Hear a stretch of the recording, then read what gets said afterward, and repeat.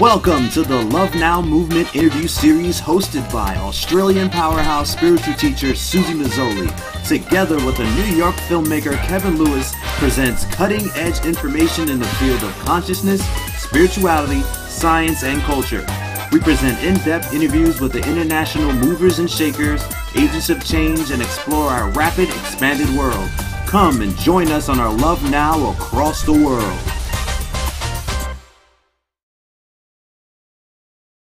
So David Levine is the author of Teaching Empathy, a wonderful book, and I know that there are many more books coming out now. Let me begin by asking you the magic question for the Love Now movement. What is love? What does it mean to you? The first word that comes to mind is unity, oneness.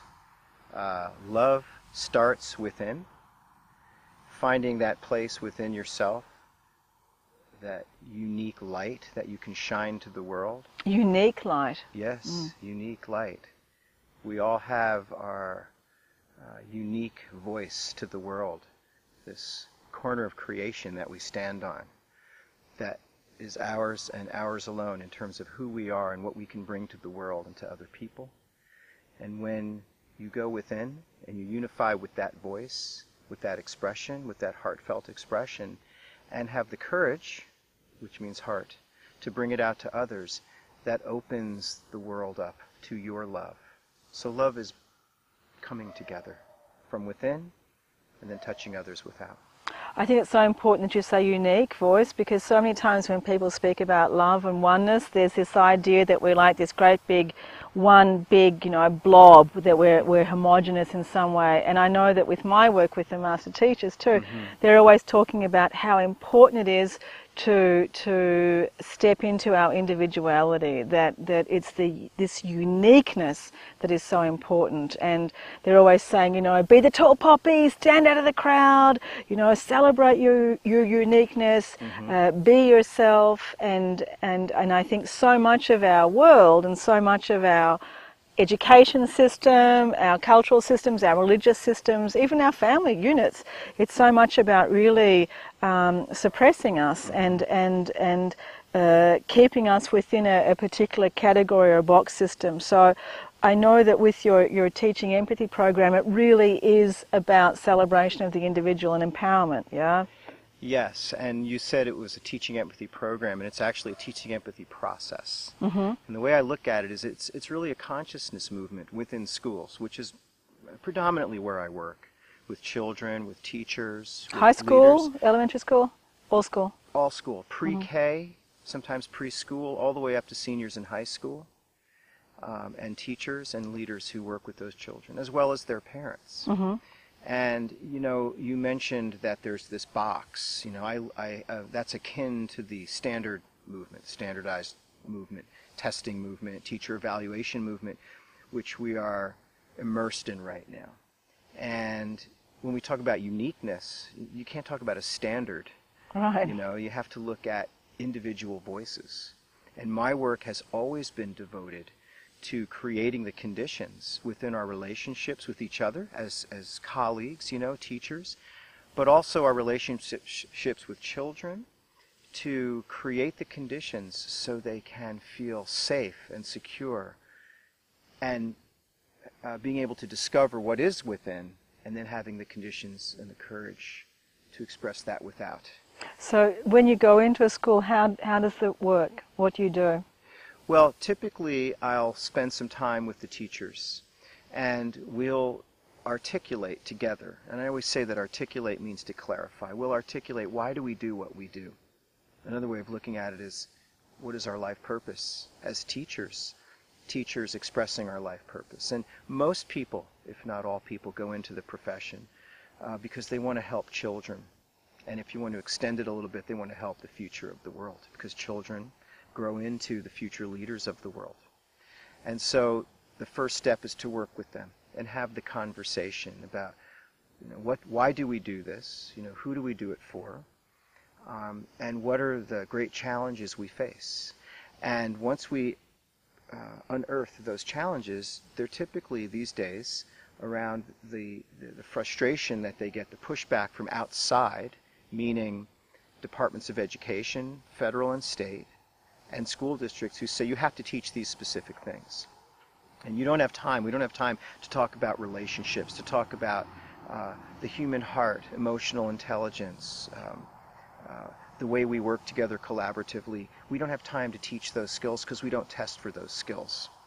And so once we get that and we sort of have this common language and understanding that this is why we do this, because we care about children, and this is the frustration we have, we then look at ways to infuse this empathy work into what we do every day. So once that's there, people are usually inspired. They feel this sense of hope and optimism that maybe they didn't feel when they walked in the room. And it always is blowing me away when, especially in the last 2 years, I'll say very specifically the last couple of years, I'll work with a group of teachers. It might be 75 minutes or 2 hours or a day. It doesn't matter the amount of time. When I leave, the word I always hear is transform. This transformed me. This transformed our school. We want more of this. And what they want more of is a return to the conversation, the dialogue. Why did we go into this in the first place? The dialogue about children and how they feel and how they can help themselves and how they can help others. That's the first step. Then I work in the classrooms, modeling for them ways to create an authentic learning experience for kids. And kids are so savvy. Kids are so in tune with when you're an adult, if you're real or not. And when you're real and you talk about real life, and one of the things I use is music, as we've talked about in the past. I'll do a song that gets us to the heart of the issue of what it's like to be a person with other people. What are the challenges we face socially? What are the dilemmas that we can overcome and learn from, and at the same time help others learn. So step 1 is working with the adults, step 2 is working with the kids, and then step 3 is working with both to say, what did we learn, what did we discover, and how can we keep this moving on beyond after I'm there, when I leave. I'm not there all the time. How can we make this a perpetual experience of honor, respect, hope, optimism, looking into the future? What happens to the kids once they've been through the process? Do they have the skills or the tools to then take it to their families or out into their communities as well? Well, absolutely. That is one piece I didn't mention, which is to work with parents. Mm-hmm. What I like to do is to have parallel experiences with the teachers, the leaders, schools, children, and their families, their parents. Parallel experiences meaning I might use different words or might have different applications, but the core of it is the intention of building healthy, non-judgmental, honorable relationships with one another. And where are they modeled? Where are those relationships? Where do we see them? We don't see them on the TV programs. We don't see them now in the schools. We don't see them in our government. We don't see them anywhere, really. Well, that's why it's a consciousness movement as a first step. Consciousness, in my mind, means a way of thinking, right? And thought is very powerful, and if we have collective thought, now there's the unity, if we have collective thought in a school, within a classroom, you will experience a shift. You'll experience a different set of norms, ways of operating, the ways that we interact with one another. What is something that a child would learn during one of these sessions that would be transformative? What is the previous behavior and the new behavior? The previous behavior, you kind of intimated this earlier about what's modeled for children. Mm-hmm. They learned about performance. They learned, like, if I do this, then I'll be told that I'm a good boy or I'm a good girl. It's about an external reward. Like, if I do this, then people will like me or I'll be treated nicely. It's not coming from within. And what we look at very specifically is that I always say to them that when you're born, you have 2 amazing gifts. One is the gift of life, to have this experience, right, being here on the earth, with each other, with all the joys and all the challenges. And the other gift is the gift of being able to make choices in this life, being able to look at what I'm experiencing each day in my world, in my life, with other people. And I can make choices to make changes if it's not going the way I think I want it to go. And it's amazing to think of, to me, but a lot of children, high school, you talked about high school before, they don't think, I can make a choice here. I don't have to do what's being foisted upon me. And They so, don't see the choices. They don't understand that they have choices. no, Yeah. because schools, pretty typically, and they still exist this way, they're very coercive, you know. As well as families. As well as society. Right. Yeah. So we're trying to break that mold. We're trying, and that's the work I do with teachers, which is to say, give children voice. Let them know that what they think, what they feel is significant, is important, is unique. Let them give ideas of how we might overcome some challenges. Listen to what they have to say. And young people are so aware when an adult really stops and really listens to them, rather than just sort of says, oh, what, and they're not really focused and not present with them. You know, children know when you're not present with them. So back to your question, what do I see? I see a shift that children are more thoughtful. They're more mindful. They stop. I can see it in their faces. They consider. They predict the future.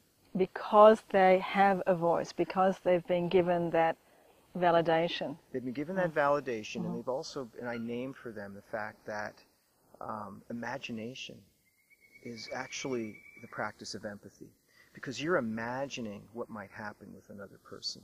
It's not just feeling what they feel.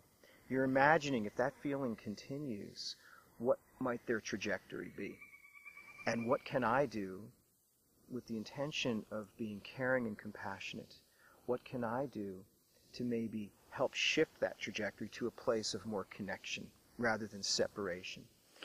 And what do you do if a child doesn't want to be caring and compassionate? Well, I really feel that most young people are naturally caring and compassionate. We all are. I think that the competitive nature of schools, standardized, kids are comparing test scores, they're comparing grades. Then that creates that sense of me and you, and we're separate, and someone's better and someone's worse, and I'm going to compare myself to you. And when you compare yourself to someone, you never come out equal. You're either better or worse. So they want to be better, So there after a while is this, not only the sense of I want to be better, but also I want to be accepted, I want to belong. And so choices are made not because of what my heart is telling me, but because my head is saying I need to do this, to belong, to be a part of things. And what I want to shift is, and they always say, I'm sure you've said it yourself, the longest journey is from the head to the heart. And I want them to return to the heart, to those heartfelt vibrations that go out and make connections with other people. And I do see that shift. I use music as an example right now. I use songs, not like assemblies, not like performances, but a different way of communicating real life experiences. And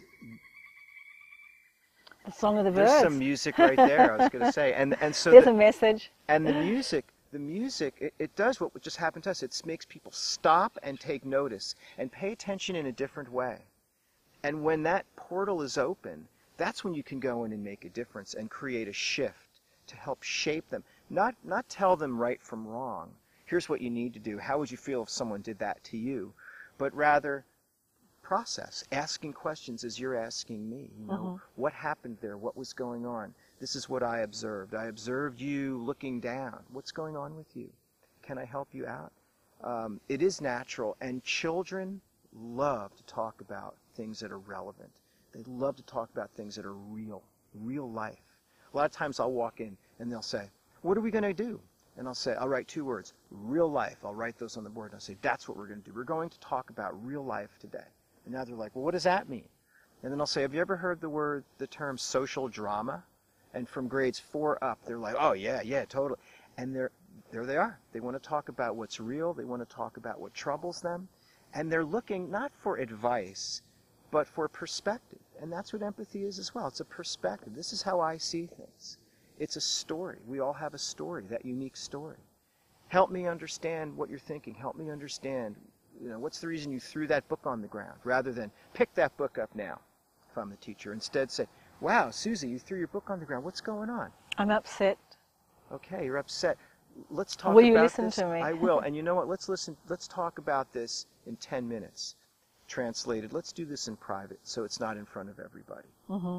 So you meet people, you meet children where they are. And that's what empathy is. It's a dance. Life is a dance. Relationships are a dance. It's not like you always know if you're dancing with somebody when they're a good lead, because they guide you non-verbally, the hand on the back, go this way, go that way. And we can take turns leading, and you have to really be in tune with another person. And that's what relationships are. They're a dance. You do your step, I do mine. If we're out of sync, let's stop. What's going on? So when did we stop that dance? When did the natural empathy that we have, that you and I and many people believe is our natural essence, when did that start to drift out of our lives? And I'm not going to go into conspiracy theory here now, but there are many people within, I believe, a very intellectual realm that believe that our education system, that was originally German, I believe, came from Europe, was a system that was put in place to basically make robots, to enslave people, that our education system is not about creating civil, creating respectful, creating people that have choice. It's creating basically people that will work the system, contribute to the system, and keep the system going. That system doesn't allow for this essential, wonderful, respectful being that works with empathy to come through. So where did it get lost? Okay. Before, as an entry point to answering that, I want to stress something first, and that's to say that we always, as educators, have to remember what we have influence over. Okay? And so teachers can't influence the system. Cannot day to day. Maybe long term, maybe if they gather in groups and they go to, we're in New York State, so they would go to the Capitol, they go to Albany, and they'd have whatever, they would have a big sit-in, and they would talk. I'm not talking about that. Day to day, when the kids walk in your classroom, that's where your influence is.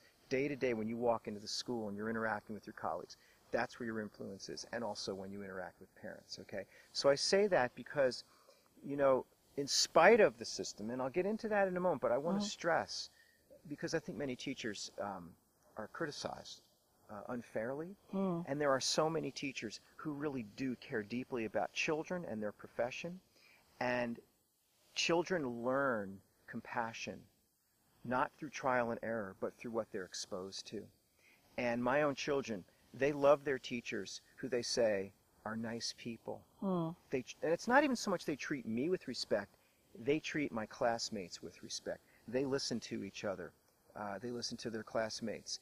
Kids, my children and all children, they observe that. So there's a great organic way of teaching this, in living it.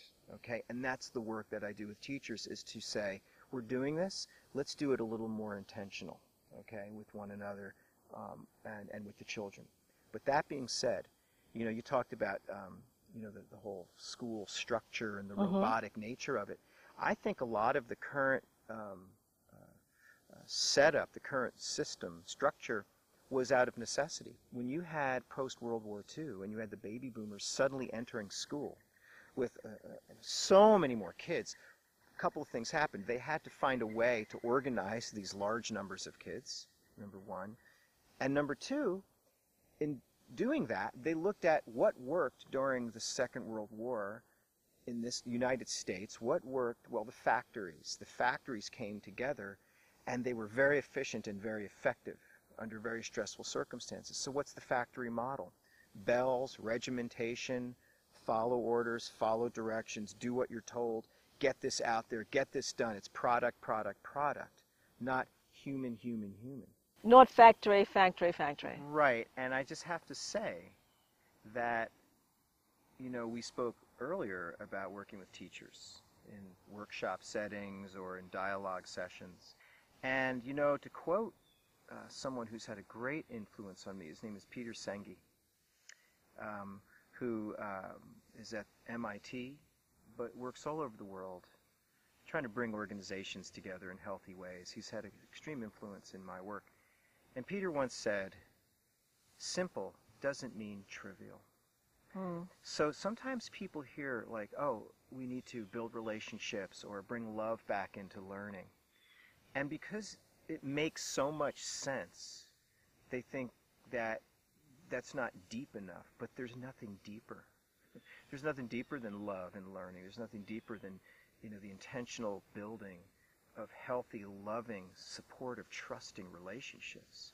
Now, when you say, do you mean love of learning or learning about love? I like mean learning. Love within the context of learning. What I don't mean learning to love. Of course, that's a goal, right? You want to be able to speak to these children when they're adults and ask them what comes to mind when you hear the word school. You don't want them to think of getting punished or getting a poor report card or someone using a red pen on my paper. You want them to say, that I had these teachers, they were so caring, they were so inspiring, they helped me find my true gift to the world and nurtured that. That's what you want them to see. And that will happen if we enter with the intention of love. Marianne Williamson calls an intention like a magic wand, right? And I say, hold that wand as a teacher, hold that intention to create what I call an emotionally safe learning environment, a place where we're not only physically safe, we're emotionally safe. Let me bring it back even further, like where do we learn to love? Like where is it that we learn about love? And I'm talking about the big love, agape, not romantic love or one-on-one love, but I'm not really sure that we really learn how to love anywhere in our relationship with the world. Like if I look at where I came from, my schooling, my family, I almost feel that somehow we need to be receiving instruction again as humans, as beings here on this planet. It feels to me like we need to get lessons on how to love. What does it mean to be a loving being? Mm-hmm. I mean, I'm taking it way, way back to something so simple for us, but do you see what I mean? I do. Yeah. I do. And we initially were talking about empathy in my book, Teaching Empathy, and my work as an empathy educator. And empathy cannot be separated from compassion. They work together. Okay. Empathy is the intention to understand another, and compassion is acting on that understanding. Okay. And I call it a heart skill. And love resides within the heart. And to me, the heart is who we truly are as a human being on this earth. When we came into this lifetime, our heart is our compass, guiding us. Okay. However, it can easily be extinguished from external influences. Very quickly. Yeah, and from adults in our lives, and even from other people in our lives, like siblings or people in your neighborhood, right? And so it's the same thing as empathy, teaching empathy. I wrote that book, Teaching Empathy, and while I was writing it, I spoke to many teachers, and they would be like, can you really teach it? And that's what I wanted to have. I wanted to have that conversation. Mm. And it's not a classroom lesson on this is empathy, here's the definition, but it was really a conversation. And every time there's a conversation, a conversion, a change can take place, an awareness, an opening, a new consciousness shows up. And then if you have the support to do something with that newfound awareness, you can then make changes within so that you can then make changes with other people. And love is the same way. You said not romantic love, not the sort of textbook versions of love. As I started this conversation, love is unity starting within, right? So we as teachers, and I'm going to speak there are certain parts of a child's life we can't influence. They come into the school when they're 4.5 or 4 or 5, and then they go through, and we only have them for 6 to 7 hours a day. Within that period of time, we can make a profound difference in their lives, okay? That's tapping into, we have influence there. That's what we can influence, that period of time. And if we approach it with love, if we approach it by giving voice to their story, by really authentically being interested in who they are and observing and practicing. See, I don't even like in schools the word respect, because that's a judgment. Mm-hmm. You're not respecting me, or well, I was very respectful. That becomes, oh, I was good, therefore But I like the word honor, the practice of honor.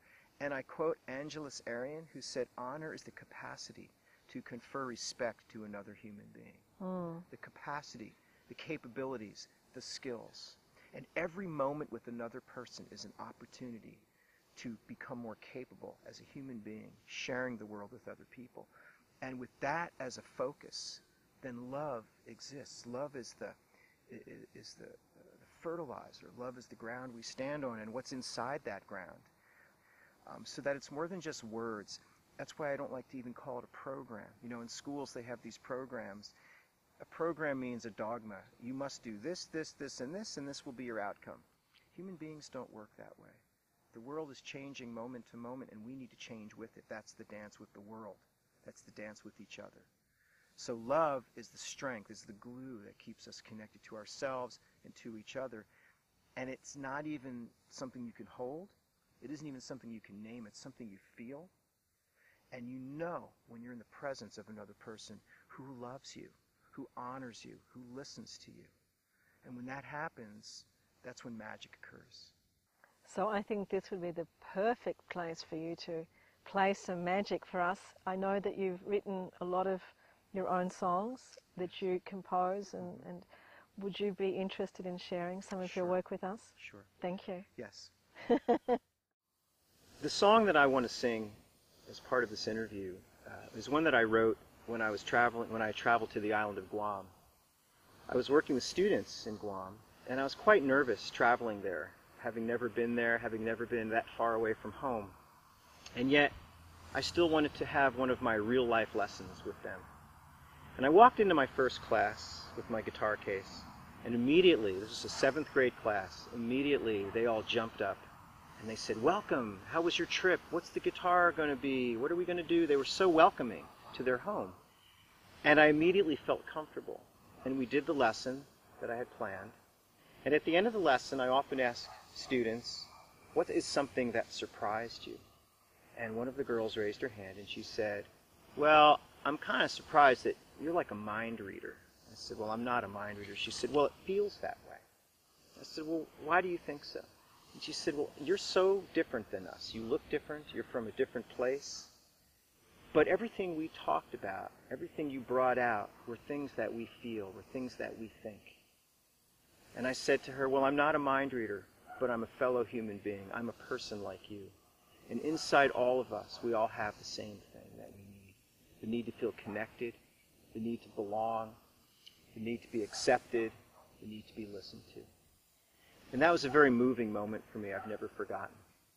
Later that day, I went snorkeling on the beach near my hotel. And while I was in the water, I opened up some dried seaweed, not knowing why they gave it to me, but I opened it up. And all these colored fish swam right at me, wanting the food. And I thought, these fish are like people. They're all different. They're all beautiful. And they all want food.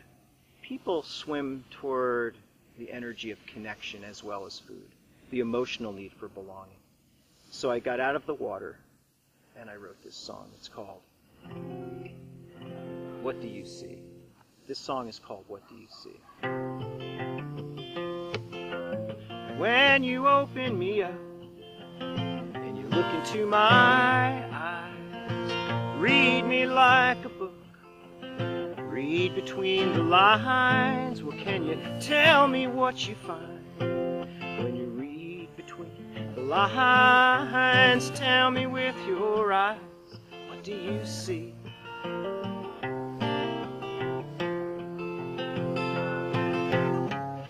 Well, I had a teacher, she said to me, "Careful when you wear your feelings on your sleeve."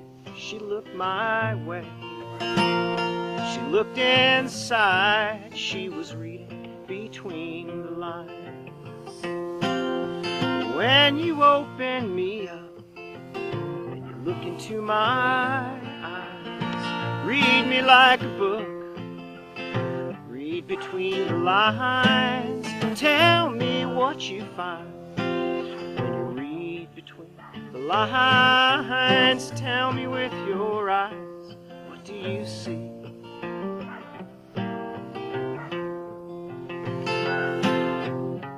Well, there's so many colors in the deep blue sea.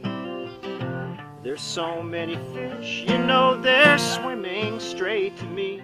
But time is short, it's time to realize, to stop looking at the words, read between the lines.